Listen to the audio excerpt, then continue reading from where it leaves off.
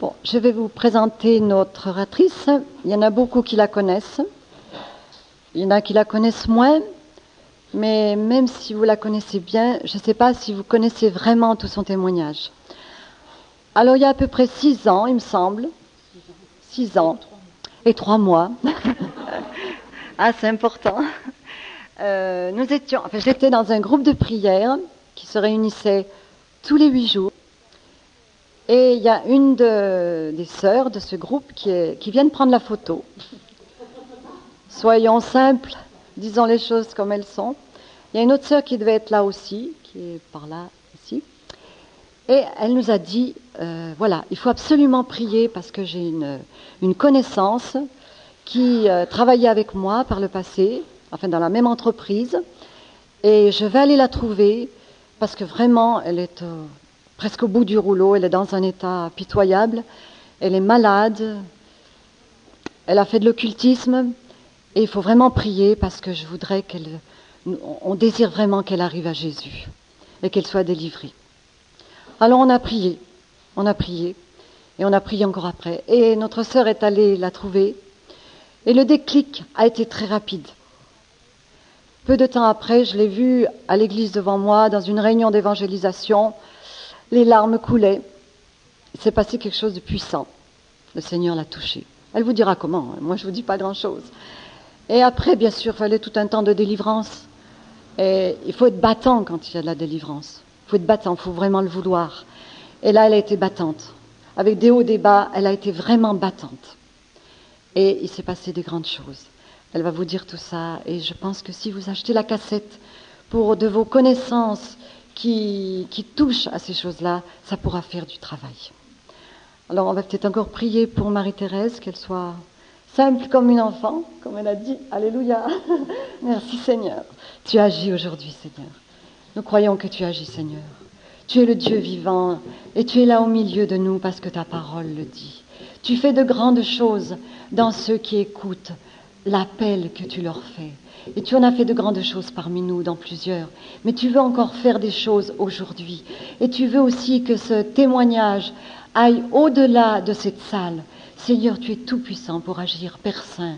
Nous te supplions dans le nom de Jésus. Donne-lui les paroles qu'il faut, comme il faut. Et puis même s'il y a un petit trou, Seigneur, tu la remets vraiment dans les choses qu'elle veut dire.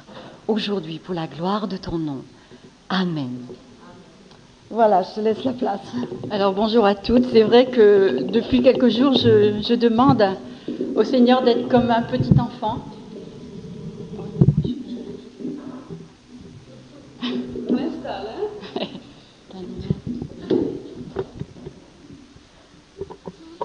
Ça va?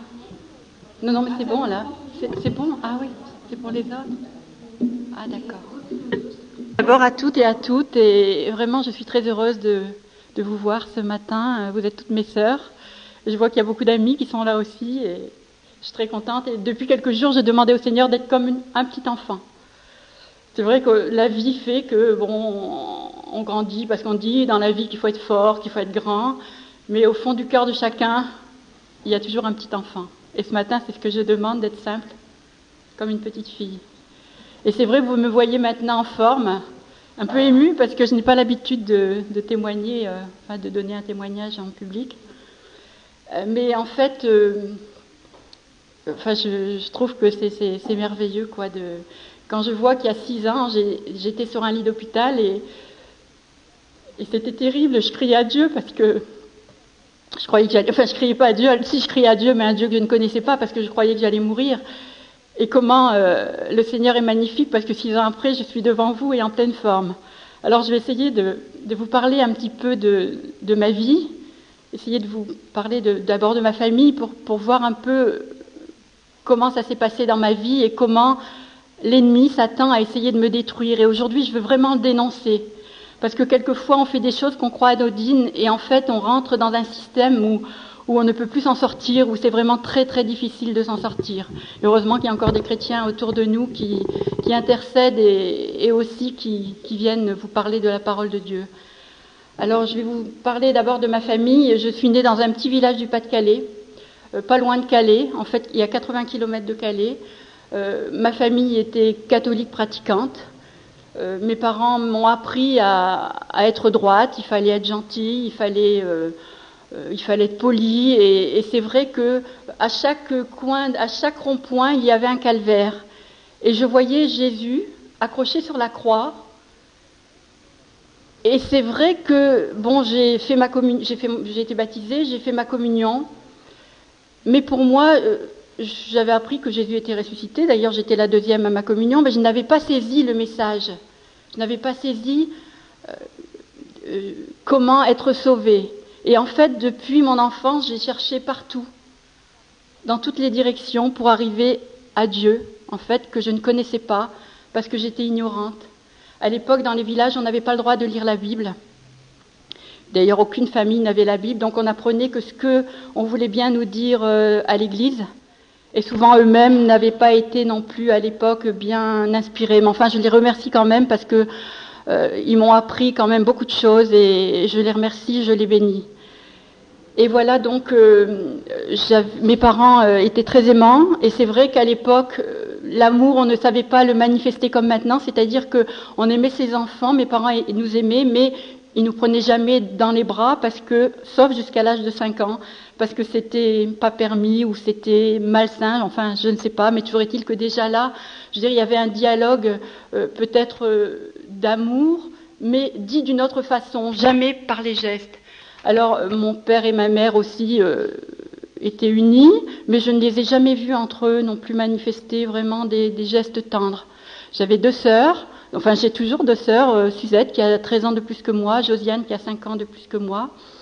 Et puis, ce qui se passait aussi, c'est que toute la famille du côté de ma mère étaient tous décédés de maladies cardiovasculaires. Alors, ma mère avait une sœur qui était décédée très jeune, sa mère était décédée très jeune, et ma mère disait, de toute façon, je mourrai de la même façon que ma mère, c'est-à-dire de maladies cardiovasculaires. Et ça fait que ma mère, j'étais toute jeune, j'avais 7-8 ans, et ma mère me disait déjà, tu sais, tu vas être orpheline parce que je ne vivrai pas longtemps. Alors, je ne sais pas si vous voyez l'angoisse, mais ma mère m'aimait. Elle m'aimait, mais c'était son angoisse à elle, et donc j'allais à l'école et... À l'école, souvent, je disais que j'avais mal au ventre. C'était pas vrai pour rentrer à la maison parce que je voulais pas que maman meure toute seule. Et plus tard, quand j'ai travaillé, c'était la même chose. J'ai fait mes études d'infirmière et j'ai eu longtemps cette angoisse que j'avais toujours peur que ma mère s'en aille. Et en fait, on est tenu par les paroles de sa bouche, les paroles aussi de malédiction. Et ma mère est décédée très jeune, donc de maladie cardiovasculaire.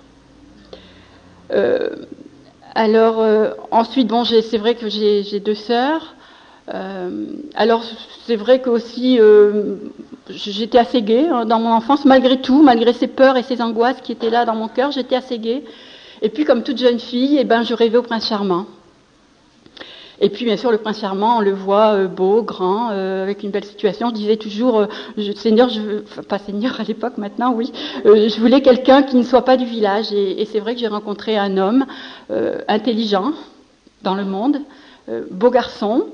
Et qui avait un beau métier, très vite, j'ai eu une jolie maison, une voiture de sport, j'avais vraiment tout ce que le monde désire, mais seulement il y avait quand même ce vide dans mon cœur. Et j'ai eu très vite, je me suis mariée à 20 ans, j'ai eu très vite mes 2 enfants, Dominique et Hélène. Mais au milieu de tout ça, très vite, je me suis aperçue que mon mari me trompait. Et en plus, c'était pas une aventure, c'était 5, 10 aventures. Donc quand c'est une aventure, on a toujours l'espoir que ça s'arrête. Et quand c'est plusieurs, c'est plus difficile. Et ça fait que j'ai commencé à aller voir les voyants. Et donc les voyants me disaient, mais il y a une malédiction sur votre mariage. Alors j'ai écouté aussi ces paroles de malédiction, je les ai pris pour vraies. Et bien sûr, la vie a continué avec mon mari, et ça a été de plus en plus infernal. Il arrivait à me frapper.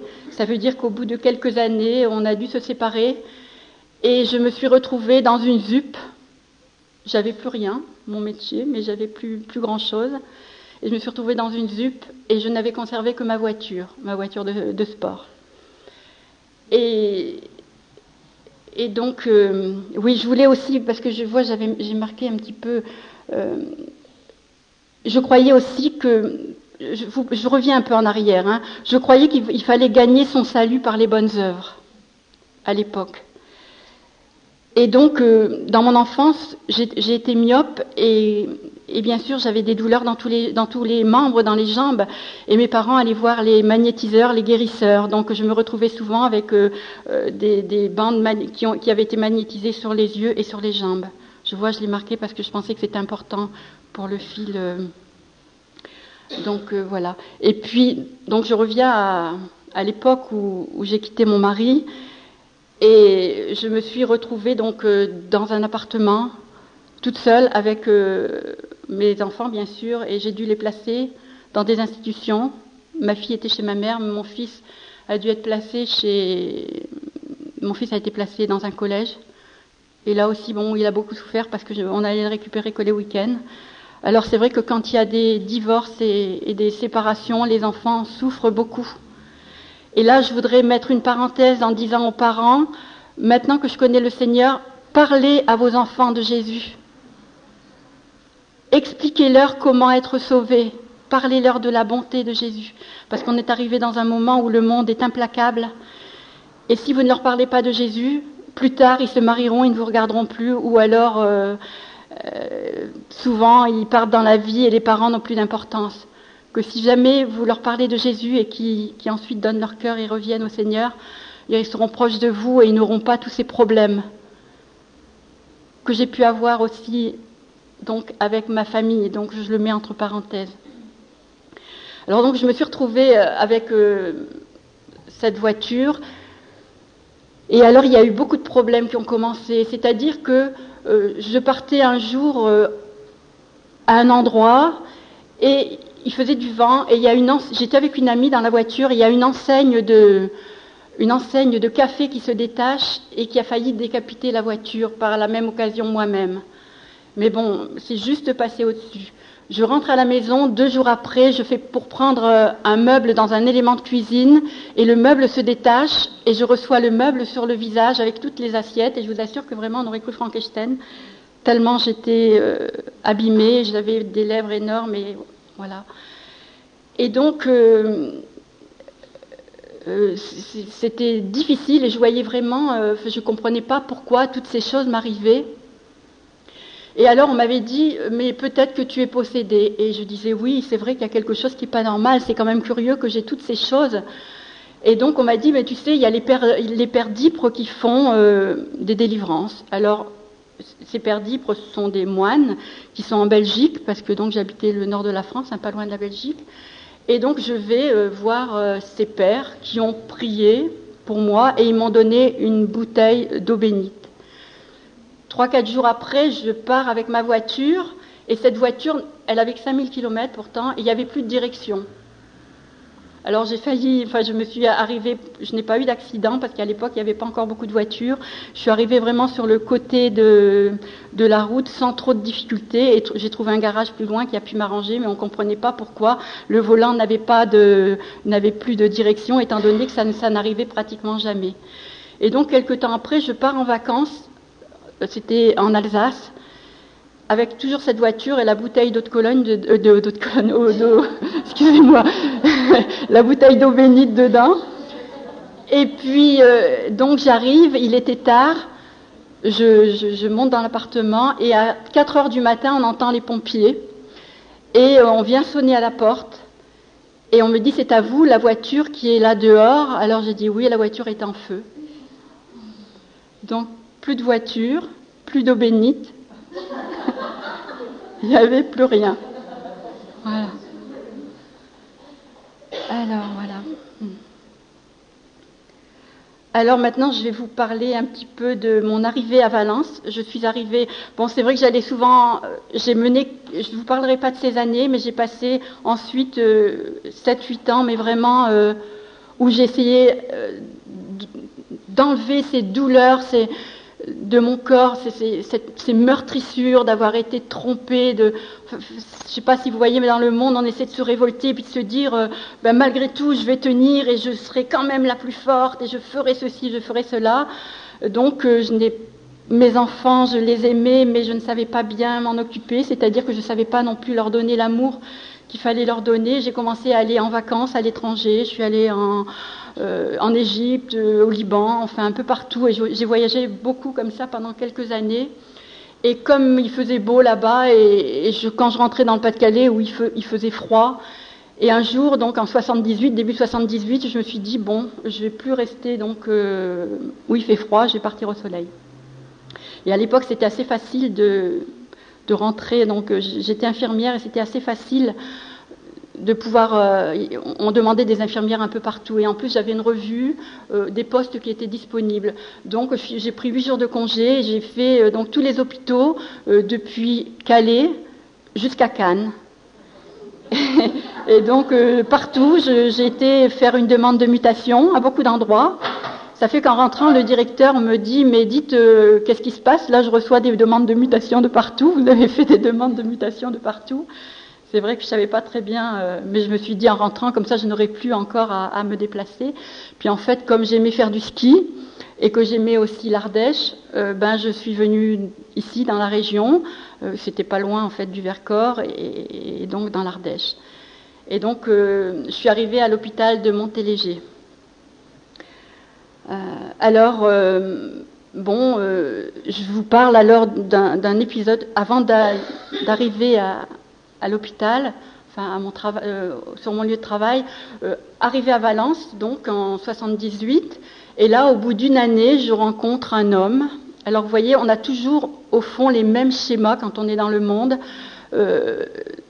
Pour moi, enfin, je retrouve un homme qui avait exactement le même profil que mon premier mari, c'est-à-dire qu'il était grand, il était beau, il avait un beau métier, et donc très vite aussi on s'est mariés. J'avais acheté une petite maison à l'époque en Ardèche que j'ai laissée, une maison qui était toute meublée et tout, je l'ai laissée pour arriver donc chez lui. Lui avait 3 enfants, moi 2. C'est vrai qu'il avait une très grande maison, une piscine, une grande piscine. Alors à nouveau, ce que j'avais perdu quelques années auparavant, je me retrouvais, en plus je l'aimais follement. Et donc lui avait 3 enfants, moi 2. Alors c'est vrai qu'on avait une bonne, donc je n'avais pas à faire le ménage, mais je me suis occupée quand même à reconstruire cette famille. En tout, on était 5. Et les enfants donc étaient heureux, ça se passait bien. Mais je peux vous dire que ce bonheur n'a pas duré très longtemps. C'est-à-dire qu'au bout de quelques temps, je me romps le tendon d'Achille, je me retrouve à l'hôpital, il venait me voir tous les jours en disant que je lui manquais. Et je suis sortie avec un plâtre à la jambe jusqu'au-dessus du genou, et il fallait que je garde ce plâtre plusieurs mois. Et donc j'étais rentrée de 15 jours à la maison un soir, alors qu'il n'avait pas l'habitude de rentrer tard. Il rentre beaucoup plus tard que prévu. Et en rentrant, il me dit, ben voilà, je ne t'aime plus. Eh ben, il faut que tu quittes la maison et que tu pars. Alors, je ne sais pas si vous voyez, je me retrouvais avec un plâtre au pied. J'avais essayé de reconstruire, les enfants étaient heureux, ils allaient dans une école pas loin, enfin dans un collège aussi. Et donc j'ai cru que c'était une farce. J'ai pas cru tout de suite, mais c'était la vérité. Il avait trouvé quelqu'un, je sais pas où, pendant mon séjour à l'hôpital, sans doute, je n'en sais rien. C'est-à-dire qu'il a fallu avec un déchirement, parce que c'était le 2e en plus, et c'était vraiment épouvantable dans ma vie. En plus, je ne savais pas où me tourner, puisque je ne connaissais pas le Seigneur. Alors là, je mettais des médailles dans la voiture, dans sa voiture.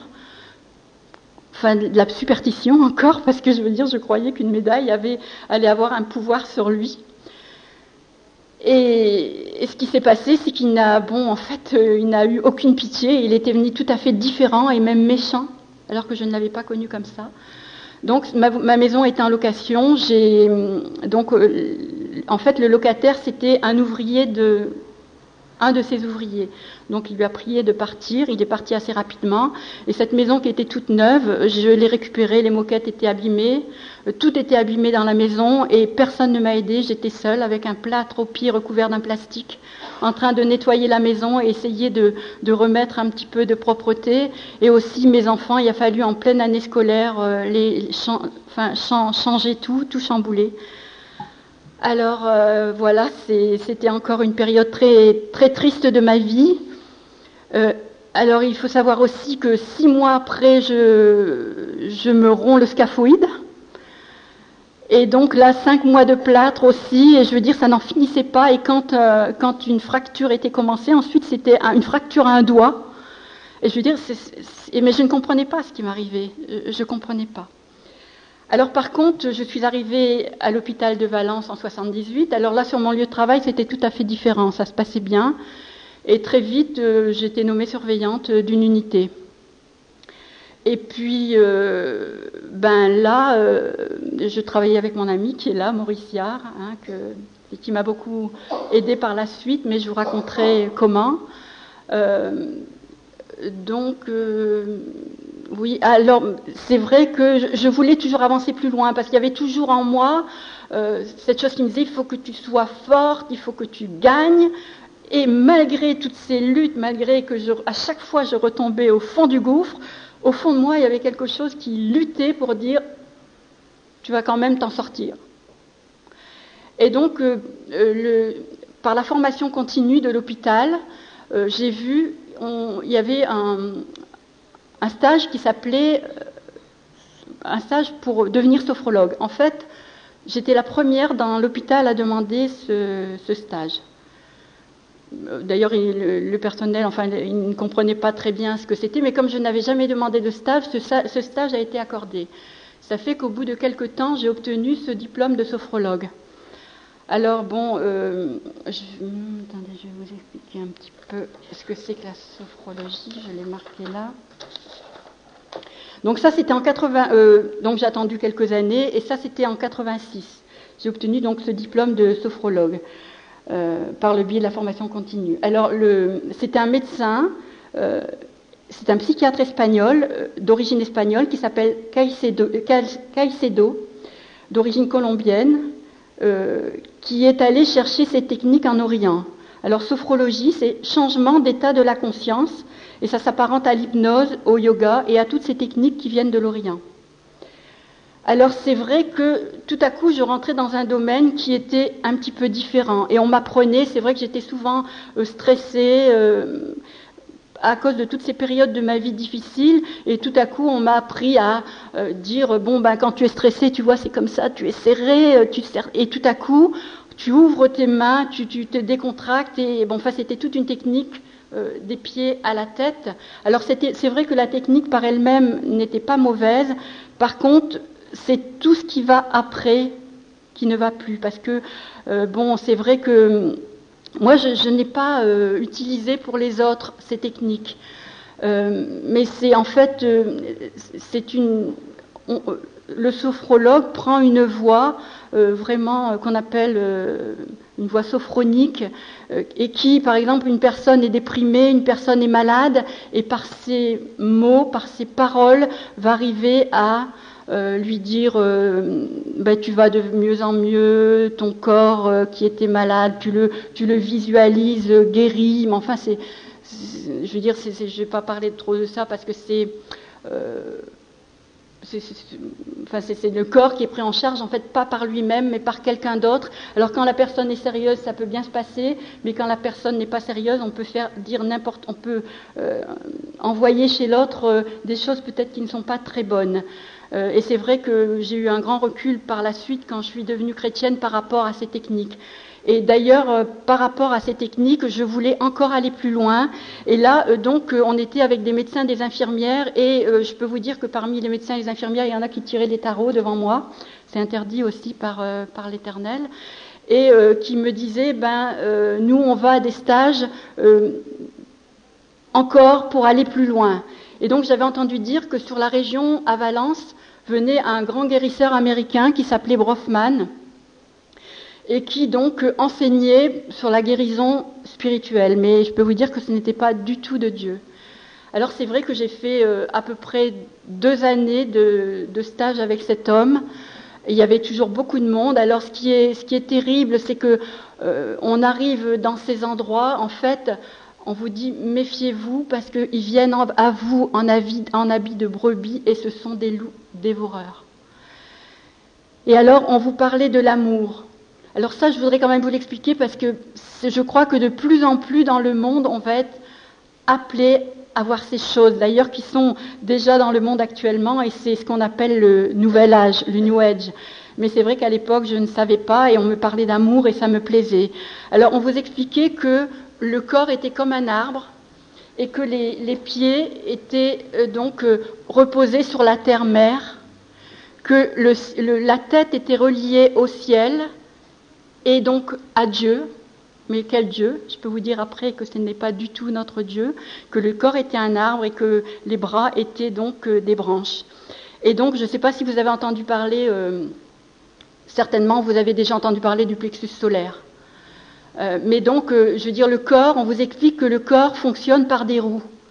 Et donc, ces roues, la première, c'est ce qu'on appelle un chakra, qui est le chakra rouge, qui dessert les jambes, le sang, et qui se plante dans la terre-mère. Et ensuite, donc, il y a le chakra au niveau du nombril, qui est le chakra orange. Ensuite, le jaune, qui est le plexus solaire. Le cœur est vert. La gorge bleue. Ici, alors, c'est indigo et violet. Mais on vous expliquait que quand le corps était malade, c'est qu'une des roues a dysfonctionné à cause d'un problème que vous aviez eu, soit dans votre enfance ou soit par la suite. Et ce qu'on m'apprenait à moi, c'était de prendre la position du grand A. Et je ne savais toujours pas que c'était, parce que moi, pour moi, mon Dieu, c'était quand même Jésus, parce ma mère m'avait parlé de Jésus quand j'étais jeune. Quand j'étais petite, elle venait dans ma chambre et elle me faisait dire, elle ne savait pas grand-chose, mais elle me faisait dire, Jésus, je t'aime de tout mon cœur. Et ça, c'est vrai que je ne l'avais jamais oublié. Alors pour moi, c'est vrai que quand je me mettais dans cette position, j'ai dû être protégée aussi quelque part, parce que je pensais quand même toujours à Jésus. Et donc, on se mettait dans cette position, on recevait donc l'énergie qui venait du ciel, donc on le prenait, et quand on commençait à sentir des petits picotements, on imposait les mains aux personnes, donc au niveau de ces différents trous qu'on appelait chakras. Et je peux vous dire que Satan fait des œuvres qui le trompent parce qu'il y avait des résultats. Et que des personnes que j'avais vues en étant infirmière depuis des années, enfin qui étaient malades et qui revenaient toujours, là, tout à coup, je n'ai pas fait ces choses à l'hôpital, c'était en dehors. Donc les personnes qui venaient, qui étaient malades, entre autres ma sœur qui m'a suivie beaucoup dans l'occultisme, j'arrive en vacances, on était partis c'était en Bretagne, et j'arrive, elle avait une pompe pour pouvoir respirer, parce qu'elle n'arrivait plus à respirer, et je lui ai dit, tu sais, je lui disais d'ailleurs au téléphone ce que je faisais, elle était très intéressée, et je lui disais, écoute, je vais te faire une séance, tu vas voir, tu vas être guérie. Et c'est vrai qu'au bout d'une séance, elle avait abandonné cette pompe, et elle était complètement guérie, ce qu'on voyait, je veux dire, ce qui est plus profond après, parce que l'ennemi, quand il fait un cadeau, il le reprend autrement, et c'est bien pire ce qu'il fait ensuite. Et donc, je veux dire, c'est vrai que les personnes savaient que je faisais ce genre de choses. Il y a beaucoup de monde qui venait à la maison et dans la famille, beaucoup de personnes aussi venaient pour avoir des résultats. Le mari de ma sœur qui avait des vertiges et qui était mal, il ne pouvait pas aller dans la foule parce qu'il était très mal. Aussi, je lui avais fait une séance et il avait été guéri. Voilà, mais ce qui s'est passé, c'est que par la suite, j'étais de plus en plus mal. Je commençais à avoir des angoisses, je commençais à ne plus dormir la nuit, et puis j'ai commencé à avoir des douleurs dans tous les membres. Et là, c'est vrai que je ne comprenais pas très bien ce qui m'arrivait. Et là, j'essaie de... Et c'était de pire en pire. Et donc, en 98...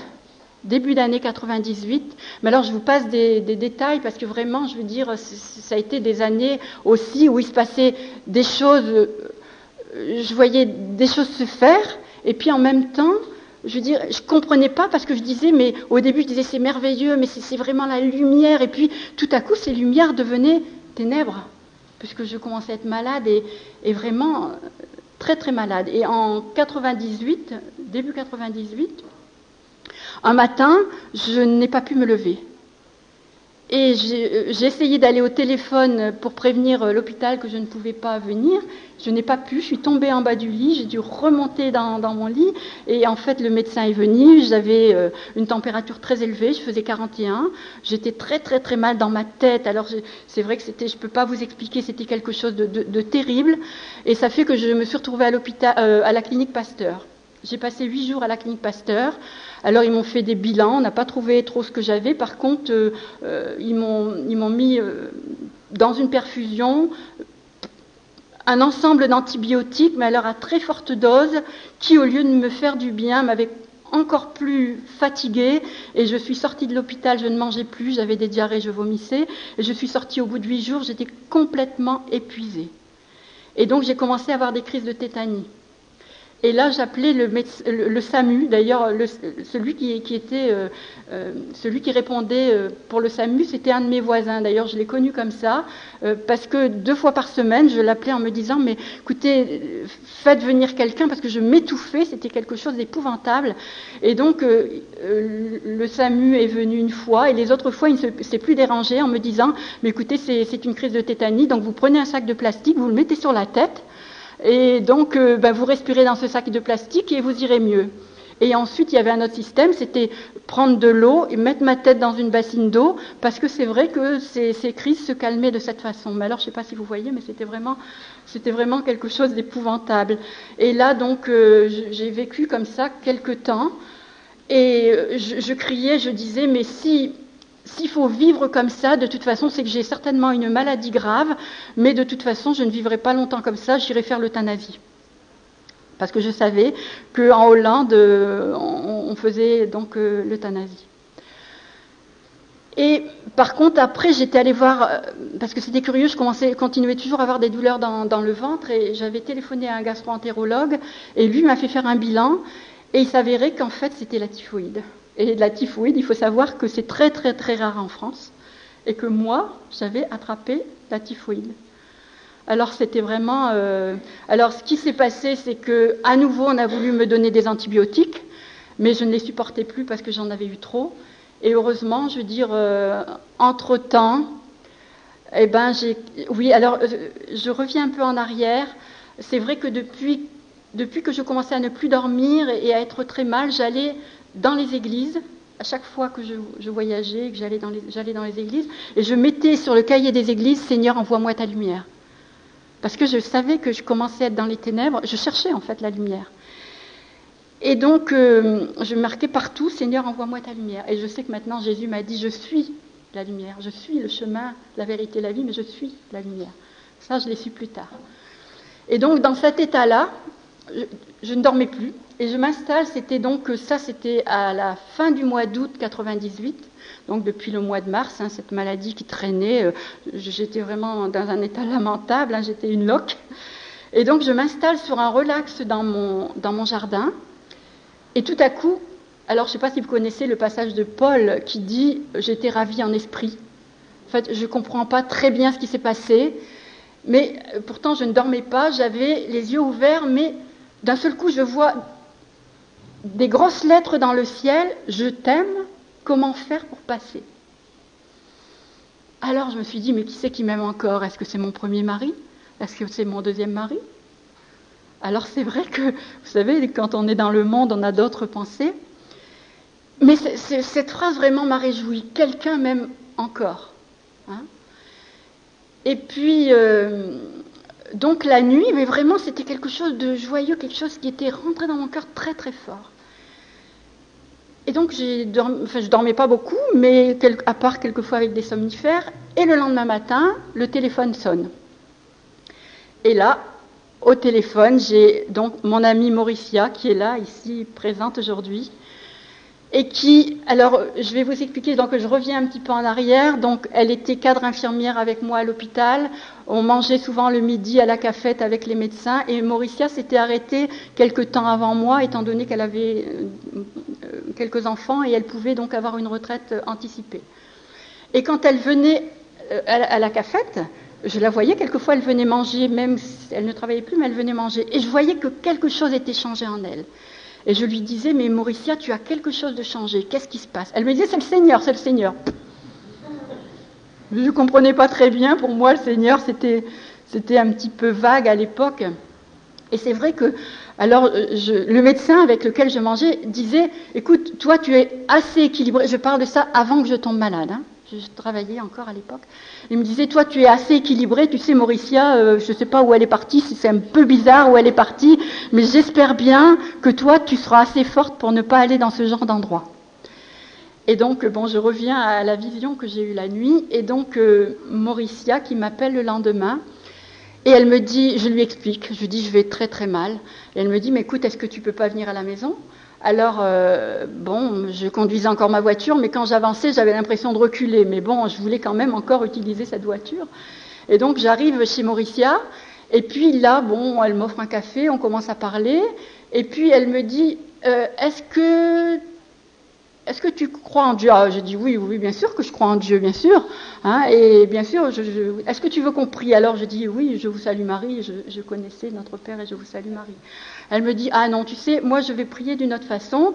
Alors elle commence à prier, tu sais Père, tout ce que tu as fait pour elle, tu peux le faire pour moi. Alors je me souviens plus très bien ce qu'elle a dit encore, mais toujours est-il, écoutez, je peux vous dire que la veille, je me disais, ça faisait 15 ans que je n'avais pas pleuré. 15 ans, j'avais le cœur sec. Et quand elle a commencé à prier, j'ai commencé à pleurer. Je ne savais pas ce qui m'arrivait. Je me dis, mais c'est curieux ça, qu'est-ce qui se passe ? Et c'est vrai, j'étais maquillée, j'avais du noir de partout, et c'était... Et je ne comprenais pas. Mais, donc, je ne sais plus très bien par la suite, toujours est-il que je me sentais bien. Et donc, je suis repartie chez moi. Puis elle m'avait dit, mais si tu veux, demain tu peux revenir. Alors, le lendemain, je téléphone, la Mauricia, est-ce que tu veux bien que je revienne ? Parce que j'avais été tellement bien dans ces moments où elle avait prié pour moi que je voulais retourner. Donc, le lendemain, j'y suis retournée. Puis là, elle était avec son mari. À nouveau, tous les deux, ils ont prié. Et donc, elle m'a donné une Bible. Et quand j'ai pris cette Bible, j'ai su que c'était la vérité. En me la prenant, j'ai su que c'était la vérité. Je ne sais pas vous expliquer, quelquefois il y a des choses bizarres qui se passent, des choses qu'on ressent et on ne sait pas pourquoi. Hein. Et puis là, elle me dit, si tu veux, jeudi, donc il y avait une évangélisation à l'église. Elle m'avait parlé de cette église depuis très longtemps, mais j'avais dit, tu sais, quand je serai à la retraite. Et en fait, j'étais à la retraite au mois de juillet, ça c'était au mois de septembre, hein, début septembre, les premiers mois je crois que c'était les premiers jours de septembre. Donc je vais dans cette église. Et puis, donc, le pasteur parle, je ne sais plus du tout de quoi il a parlé, mais j'étais bien, je me sentais bien. Et en sortant, il y a une dame qui boitait un peu avec un sac et qui me dit, en fait c'est Hélène Claret, je crois qu'il y en a beaucoup qui le connaissent ici, qui me dit, écoutez, je vois que votre voiture est 07, est-ce que vous pourriez, je travaille donc dans l'Ardèche, là, après le pont, est-ce que vous ne pourriez pas me déposer ? Alors je lui dis oui, donc je la prends, je fais pour la déposer sur le côté après le pont des Granges. Et puis là, je ne sais pas pourquoi, mais maintenant je sais que c'est le Saint-Esprit qui a mis ces mots dans sa bouche. Elle me dit, qu'est-ce que vous faites ce soir ? Il n'y avait pas de raison qu'elle me demande ce que je faisais le soir. Hein. Alors j'étais assez curieuse, enfin c'était assez bizarre. Je lui dis, mais ce soir je vais à ma première séance d'astrologie. J'avais tout fait et j'étais inscrite pour une séance d'astrologie parce que je n'avais pas tout compris encore, hein. Je veux dire, c'était la première semaine où vraiment je commençais à voir les choses de Dieu et de Jésus arriver.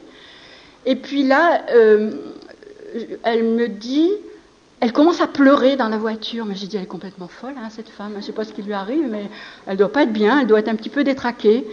Et puis, écoutez, alors là, je vais vous lire, elle ouvre sa Bible dans la voiture, elle ne descendait pas, elle ouvre sa Bible.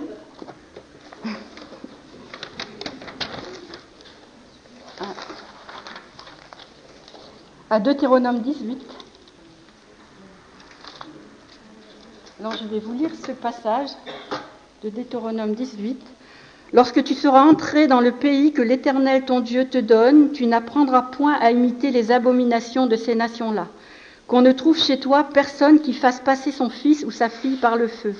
Personne qui exerce le métier de devin, d'astrologue, d'augure, de magicien, d'enchanteur. Personne qui consulte ceux qui évoquent les esprits ou disent la bonne aventure, personne qui interroge les morts, car quiconque fait ces choses est en abomination à l'Éternel, et c'est à cause de ces abominations que l'Éternel ton Dieu va chasser ces nations devant toi. Tu seras entièrement à l'Éternel ton Dieu, car ces nations que tu chasseras écoutent les astrologues et les devins, mais toi, l'Éternel ton Dieu, ne le permet pas. Alors je peux vous dire que 2 minutes avant, je disais qu'elle était folle, et que tout à coup, vous savez, on dit dans la Bible, le voile est ôté en Jésus. J'avais commencé à comprendre le message de Jésus, j'avais commencé à donner mon cœur, et vraiment, je veux dire, la compassion que cette dame a eue en pleurant, et les paroles qu'elle a lues par rapport à la Bible, qui est la parole de Dieu, tout à coup, le voile s'est déchiré. Et j'ai eu une vision sur toute ma vie, et sur tout ce que j'avais à la maison. En fait, je me suis rendu compte que tout ce que je faisais, c'était une abomination, et que depuis mon enfance, mes parents ne savaient pas, je les aimais beaucoup, mes parents, ils ne savaient pas, il y avait déjà des liens ancestraux, parce que si mes parents en étaient arrivés, quand j'étais jeune, à aller voir les guérisseurs, je veux dire, c'est déjà qu'ils étaient tenus, parce que Satan ne lâche pas comme ça. Et en plus, quand il rentre en quelqu'un, dans une famille, il va essayer d'aller toujours de plus en plus loin, parce qu'il est venu, je disais tout à l'heure, pour détruire, voler. Et donc, je suis rentrée à la maison, j'avais, alors, vous savez, sur le New Age, puisque j'étais très attirée par ça, par tout ce qui était spirituel, j'avais au moins pour 40 000 francs de livres. À l'époque, c'était des francs. J'ai commencé à prendre tous les livres, et je voulais plus qu'ils soient dans la maison, parce que tout à coup, le rideau avait été déchiré. Et j'ai tout emmené dans la véranda, j'avais une petite véranda, et à la première heure le lendemain matin, je me suis levée, et j'ai commencé à brûler dans ma cheminée les livres. Mais vous savez, les livres, c'est très difficile à brûler, et j'ai failli mettre le feu à la cheminée. Mais enfin, c'est au bout de quelques temps, donc je voyais que je n'allais jamais arriver à m'en sortir avec tous ces livres. Je téléphone à Mauricia, je lui dis, tu sais, voilà ce qui m'arrive, Mauricia, il y a tous ces livres, ils sont là, mais elle me dit, viens à la maison, j'ai un tonneau. Le tonneau était dehors et il m'attendait. Alors j'ai fait 3 voyages avec le coffre plein de livres. Et donc on a commencé à brûler, hein, vraiment c'était un feu de purification, hein, de libération vraiment. Et donc au 3e voyage, je revois, c'était le dernier. Je veux dire, après il n'y avait plus de livres dans la maison. Je revois ces phrases, mais alors je ne les ai plus vues dans le ciel, mais c'était dans mon cœur. Je t'aime, comment faire pour passer? Et j'avais crié à Dieu, on avait prié pour moi, je le cherchais depuis longtemps, à travers beaucoup de choses, mais tout à coup, j'avais trouvé, et c'était merveilleux. Et c'était lui qui me parlait. Je t'aime, comment faire pour passer? Tout à coup, il avait trouvé comment faire pour passer. Alors je peux vous dire que là, j'ai commencé dans mon corps à bouger, et vraiment la lumière a commencé à se faire. Alors, dans la maison, il y avait encore des Bouddhas. Il y avait de tout. Il y avait des Bouddhas en bois, il y en avait 2. C'était moi qui les avais, un, j'en avais acheté pour un, et un, j'avais fait acheter le Bouddha à mon mari. Il l'avait bien ciré, il était tout brillant, enfin voilà. Il était dans la maison, et ma belle-fille m'avait offert aussi un Bouddha, mais en bronze. Et donc, j'appelais Mauricia parce que c'était pas facile de me débarrasser de... Alors, on avait commencé par celui en bronze. Et je peux vous dire qu'elle est témoin, elle était avec moi. On l'avait entourée d'un sac plastique. Et là, on était allé au pont de Charmes. Alors, c'est vrai que le pont est assez étroit. Je voulais aller vraiment sur le côté, jusqu'au milieu du pont de Charmes pour lancer ce Bouddha qui était lourd. Il faisait au moins 10 kilos, hein. 7 à 10 kilos. Il était vraiment très, très important. Et on m'avait dit à l'époque, mets-le haut parce que c'est un dieu. Et ah oui. Donc le Bouddha était très lourd. Alors j'arrive sur le pont de Charmes. Mauricie attendait de l'autre côté, elle priait. Je jette le Bouddha dans l'eau, et figurez-vous qu'il ne se laisse pas faire comme ça. Au lieu d'aller au fond de l'eau, il était allé tout à fait sur la berge qui était loin, et il était revenu sur la berge. Donc on a dû descendre sur la berge. Alors il y avait beaucoup de broussailles et tout. On a dû se faire mal aux jambes, descendre sur la berge pour percer ce paquet de plastique pour que le Bouddha s'en aille. Alors ça, c'était le premier. Le deuxième, il était en bois. Alors, donc Mauricia c'était un moment après, elle était aussi à la maison. Donc ce Bouddha, on le met dans la cheminée, on allume la cheminée à la maison, on priait. Et je peux vous dire qu'il a mis 6 heures à brûler. Il était... Mais Mauricia est témoin, elle est là, elle peut en parler. Hein. Il avait vraiment des yeux, écoutez, Satan. Et je prenais le tison pour tisonner pour qu'il se détruise. Et non, il était rouge vif, et il a mis 6 heures pour brûler. C'était incroyable. Et là, on voyait quand même l'œuvre de l'ennemi, qui ne se laisse pas faire, l'ennemi, hein, parce que quand on s'approche de Dieu, je peux vous dire qu'il y en a un qui n'est pas content. Hein. Et donc, il y avait donc le 3e Bouddha, c'était celui de mon mari. Alors là, ça a été plus difficile, parce que mon mari, je l'ai amené là-dedans, enfin un peu dans toutes ces choses, et pour lui, son Bouddha, il représentait rien du tout, sauf une décoration, mais que cette décoration, il l'aimait bien. Hein. Et donc, il a fallu des mois. Alors, Mauricia, Thérèse et d'autres sœurs venaient à la maison pour prier. Il était sur un endroit, je le descendais, pour dire d'abord de le descendre de l'estrade. Et le soir, pouf, mon mari le remettait en haut. Et là, il a fallu quelque temps pour arriver. Et un jour, j'ai dit, tant pis, il va être en colère. Alors, je vous parlerai un peu de mon mari, parce que ça, c'est encore, je vous en ai pas encore parlé. Donc, je disais, il va être en colère, mais tant pis. J'ai dit, tant pis s'il est en colère. On a pris le Bouddha, je l'ai brûlé, Mauricia était là, et il a mis aussi un temps fou pour se désintégrer. Voilà. Alors, c'est vrai que je ne vous ai... Donc, je me suis mise en concubinage avec cet homme et j'avais dit, comme il y avait eu une malédiction sur les mariages, puisqu'il y avait eu, une voyante avait dit qu'il y avait donc une malédiction sur mon premier mariage, elle m'avait dit qu'à chaque fois, sur le deuxième, la malédiction s'est à nouveau était là, et les paroles en plus, donc à nouveau le mariage a été rompu, donc dans mon cœur, on s'entendait bien et je ne voulais surtout pas me marier, parce que j'avais peur que les mêmes choses recommencent.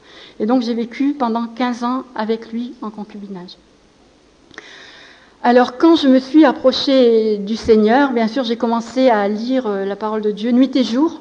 J'avais ma Bible sur mon lit et c'est vrai que le sommeil a recommencé à venir petit à petit, mais ça ne s'est pas fait du jour au lendemain. Donc je lisais ma Bible, et les moments où je ne dormais pas, je lisais ma Bible. Et vraiment, je veux dire, j'ai appris que la parole de Dieu est la vérité, que tout ce qui est dans la Bible est inspiré de Dieu et utile pour enseigner. Enfin, tout ça, c'est écrit dedans. Et donc, oui, j'en étais... Oui, voilà. Alors, bon, comme j'avais rencontré le Seigneur, et je dis, mais Seigneur, j'avais lu dans la Bible, alors là, je vais essayer de le retrouver. Dieu dit dans sa parole que le mariage doit être honoré de tous, et qu'il faut qu'il n'y ait aucune souillure, donc, avec son mari ou à la maison. Alors j'ai commencé à prier, j'ai dit, mais Seigneur, est-ce que c'est l'homme que tu me donnes? Parce que les deux autres, je savais que ce n'était pas toi. En tout cas, je ne te connaissais pas et ça a vraiment été une catastrophe. Il y avait toutes ces malédictions prononcées par les voyantes, mais je savais qu'en Jésus, ces malédictions étaient terminées, parce qu'il est le chemin, la vérité, la vie. Il a donné sa vie pour moi. Il dit aussi mais il était blessé pour mes péchés, brisé pour nos iniquités. Le châtiment qui me donne la vie est tombé sur lui, et c'est par ses meurtrissures que je suis guérie, que je suis délivrée, que mon corps est restauré, que mes maladies sont parties et que toutes ces malédictions sont tombées. Mais je priais en disant, mais Seigneur, est-ce que c'est vraiment l'homme que tu m'as donné, que tu veux pour moi? Alors j'ai commencé à ne plus avoir de rapport avec mon mari, dormait dans une chambre, moi dans l'autre. Il ne comprenait pas, c'était difficile d'ailleurs pour lui. Et puis donc on priait avec des sœurs dans ce sens, en disant, Seigneur, est-ce que c'est vraiment l'homme que tu désires pour Marie-Thérèse? Et puis à cette époque, je changeais de voiture, et donc la voiture, je n'étais pas mariée, donc la voiture c'était la mienne, elle était à mon nom, je m'appelais Marie-Thérèse Ponchel, et donc j'avais demandé qu'on mette la voiture au nom de Marie-Thérèse Ponchel et Bernard le marié, puisque lui s'appelait le marié. Et j'ai continué à prier pendant 3 mois. Et au bout de 3 mois, un lundi après-midi, alors que j'étais en prière avec mes sœurs, qui sont ici, d'ailleurs qui m'ont beaucoup aidée, le téléphone sonne, et c'était le garage, qui me dit, écoutez, votre voiture, vous ne pourrez pas l'avoir tout de suite, parce qu'ils se sont trompés sur la carte grise, ils n'ont pas marqué Marie-Thérèse Ponchel, mais ils ont mis Monsieur et Madame le marié. Alors j'ai dit, merci Seigneur, c'est un signe. Alors ne vous inquiétez pas, c'est pas un problème, on se marie. C'est fait, ça va être fait. Alors, bien sûr, on a continué à prier, louer Dieu, parce j'avais ma réponse. Et donc mon mari rentre l'après-midi, puis ça faisait 15 ans qu'il voulait m'épouser, moi je ne voulais pas, puis je lui dis, est-ce que tu es toujours d'accord pour qu'on se marie? Alors il me dit oui.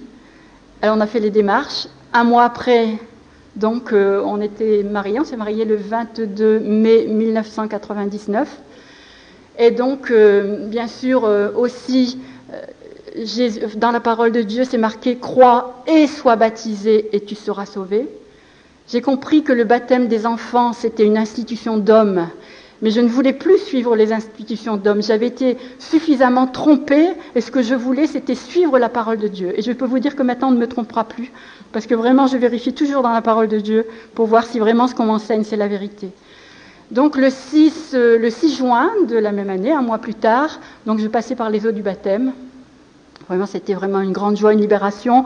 Et on sait que quand on est plongé dans l'eau du baptême, c'est plongé à la mort, à son ancienne nature, à tout ce qui était occultisme, terreur, enfin tout ce que vous voulez. Et quand je ressors de l'eau, c'est la résurrection de Jésus. Et vraiment, la résurrection était dans ma vie et une joie a commencé vraiment à jaillir dans mon cœur. Et je veux dire que petit à petit, alors il y avait aussi une expérience, j'avais très mal dans tous les os et je ne pouvais plus m'asseoir sur mon coccyx depuis 1 an. Et quand on allait en voiture, c'était une horreur. J'étais allée voir des médecins, ils m'avaient dit, écoutez, il n'y a qu'une solution, c'est de vous faire une piqûre pour anesthésier le bas de votre dos, mais vous ne sentirez plus vos fesses. Alors je ne sais pas si vous voyez, c'était une bonne solution. Je veux dire, je ne voulais pas en tout cas de cette solution, mais peu de temps après, je ne dis pas que tout s'est fait tout de suite, mais peu de temps après, cette douleur est partie. J'ai commencé à redormir. Mais quand même, il faut savoir que quand on a touché à toutes ces choses, je veux dire, l'ennemi n'est pas content. J'avais fait aussi des dédoublements, j'avais fait des voyages dans l'astral. Enfin, j'en passe beaucoup parce que je ne veux vraiment pas donner honneur à l'ennemi. Je veux vraiment pas. Hein. Mais alors, ce que je veux vous dire, c'est que je voyageais quand même au-dessus de Valence, en esprit, la nuit. Alors, j'ai compris après qu'il y avait l'esprit de Dieu, l'armée de Dieu, mais l'esprit du monde et l'armée ennemie. Et que bien sûr, hein, quand tout à coup vous êtes dans une armée et que vous faites partie de l'autre armée, l'autre n'est pas contente et vous attaque. Donc, ce qui s'est passé, c'est que la nuit, j'avais l'impression, quand je commence à m'endormir, que ma tête se détachait et que mon corps était encore dans le lit et ça partait comme ça dans le cosmos encore, hein, mais c'était quelque chose d'épouvantable, c'était vraiment terrible. Et je criais à Dieu, toute la nuit je criais, Jésus sauve-moi, maintenant je te connais, et tout ça. Et puis, tout de suite, Thérèse et Mauricia m'ont fait connaître Aglo. Et heureusement, je veux dire, je bénis le Seigneur pour les femmes Aglo, et c'est vrai que depuis quelque temps, je m'engage un peu plus dans Aglo, parce que vraiment, c'est une bénédiction, des choses qu'on n'entend pas quelquefois dans nos églises, parce que, bon, des femmes viennent ici et témoignent de ce que Dieu a fait dans leur vie, et si elles témoignent, elles sont sincères, elles ne vont pas aller raconter n'importe quoi. Et donc, vraiment, j'ai été touchée. Et ce jour-là, je veux dire, c'était Carole Berg qui était venue. Je ne sais pas s'il y a des personnes qui étaient là à ce moment-là. Donc, je la trouvais un petit peu exubérante, parce qu'à l'époque, j'étais coincée encore, hein, un petit peu mal dans mon corps. Et je voyais que cette femme priait, elle poussait, les gens tombaient et tout. Et vraiment, je me suis sentie mal. Et la nuit, donc, j'étais mal toute la nuit. Et je connaissais je connaissais Pascal Martin, parce qu'étant cadre infirmière à l'hôpital, elle venait me demander la permission de voir les malades donc dans l'unité. Et je lui avais demandé un peu qu'est-ce qu'elle faisait. Elle m'avait expliqué vaguement ce qu'elle faisait. Puis j'avais dit, écoutez, quand je suis à la retraite, j'irai écouter. Hein. Et j'irai écouter ce que vous avez à me dire. Mais là, ça ne m'intéressait pas pour l'instant, à l'époque quand je travaillais encore. Et donc là, par contre, j'étais tombée. Et puis, quelqu'un est venu me dire des paroles que personne ne pouvait savoir, sauf Dieu. Quelque chose de vraiment secret dans ma vie qui s'était passé, personne ne pouvait savoir. Et quelqu'un est venu prier pour moi alors que j'étais par terre et m'a dit ces choses qui étaient en fait qui étaient des... Je ne comprenais pas. Et quand j'ai ouvert les yeux, Pascal Martin était derrière moi et je dis, mais qui est cet homme qui m'a dit des choses que personne ne connaît de ma vie? Et elle me dit, c'est mon mari, je vais l'appeler. Et donc, elle l'a appelé, j'ai discuté un petit peu avec lui, puis c'est tout, je repars à la maison. Mais enfin, la nuit, j'étais très mal, parce que je disais, c'est quand même curieux, c'est un mélange d'occultisme, c'est quoi ça? Je ne comprenais pas. Mais après, j'ai compris que non, ce n'était pas l'occultisme, mais qu'il y avait aussi la puissance de Dieu, et que souvent, on refusait cette puissance qui faisait qu'on se retrouvait par terre. Mais Dieu est tout puissant, il peut faire n'importe quoi. Hein. Je l'ai appris d'ailleurs par la suite. Mais le lendemain matin, je téléphone à Pascal et je lui dis, écoutez, je suis vraiment très mal et je crois que c'est vrai que j'ai rencontré le Seigneur, mais il y a des choses en moi qui ne sont pas parties et je voudrais vraiment que quelqu'un m'aide. Et elle me dit, écoutez, si vous voulez, Pierre Daniel peut vous recevoir. Mais elle me dit, je voudrais que vous ne soyez pas seule, vous téléphonez donc à Thérèse Duvernay et pour qu'elle vous accompagne. Donc le lendemain, je vais avec Thérèse, donc chez Pierre-Daniel Martin. Je peux vous dire que cette séance a duré 2 heures et que c'est là où je me suis aperçue, parce que je savais que Satan agissait, mais quand on veut se débarrasser de l'ennemi, qu'on ne le veut plus dans sa vie, je peux vous dire que c'est quelque chose d'épouvantable. Je ne m'attendais pas à ça. Et pendant 2 heures, ça a été une lutte épouvantable. Ma tête se décrochait. Je veux dire, Pierre-Daniel chassait les démons qui étaient en moi. Tous ceux qui avaient rentré, il n'y en avait pas qu'un, il y en avait plein. Et donc, et pourtant, je veux dire, on ne se rend pas compte quand on est... Et donc, il a commencé à chasser les esprits. Et bien sûr, l'ennemi disait non, et ma tête, c'était quelque chose de terrible à vivre. Et bon, il m'a dit plusieurs choses. Vous avez une médaille, il le voyait en esprit. C'est-à-dire que ces choses, je ne les avais pas sur moi. Et il me dit, vous avez une médaille magnétique que vous avez gardée, qui est chez vous, et puis aussi une ceinture en forme de serpent.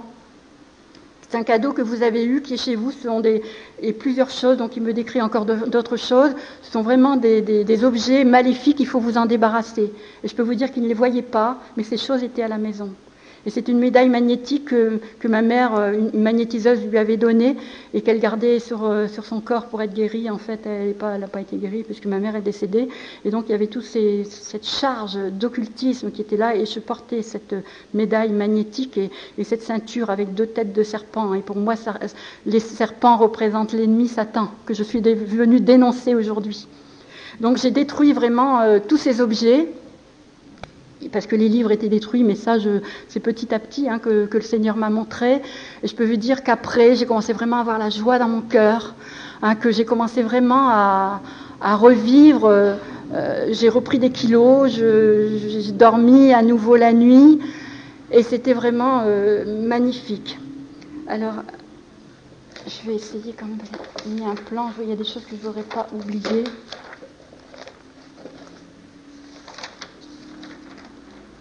En Jésus, il n'y a plus de malédiction.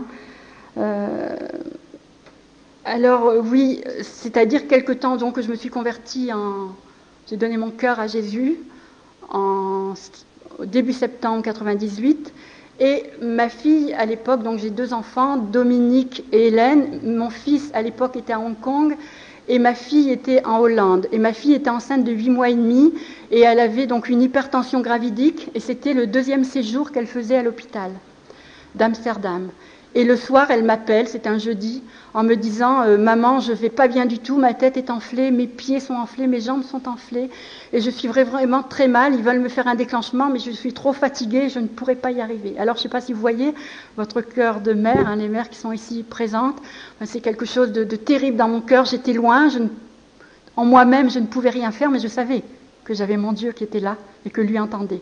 Je téléphone à Mauricia et je lui dis « Mauricia, est-ce que tu peux prier pour Hélène ?» Donc je lui explique, puis elle me dit « Mais tu sais, ce soir, il y a une évangélisation, il y avait une évangélisation le jeudi soir. » Donc je prends ma voiture, à l'époque, donc je n'étais pas encore mariée, je reviens un petit peu en arrière, je n'étais pas encore mariée, je dis à mon mari « Je m'en vais, je pars à l'église. » Il ne comprenait pas, donc je suis arrivée à l'église, je ne sais plus ce qui s'est dit. Toujours est-il qu'à la fin, le pasteur a dit, si quelqu'un a des problèmes de santé ou des problèmes de santé pour quelqu'un d'autre, qui s'avance.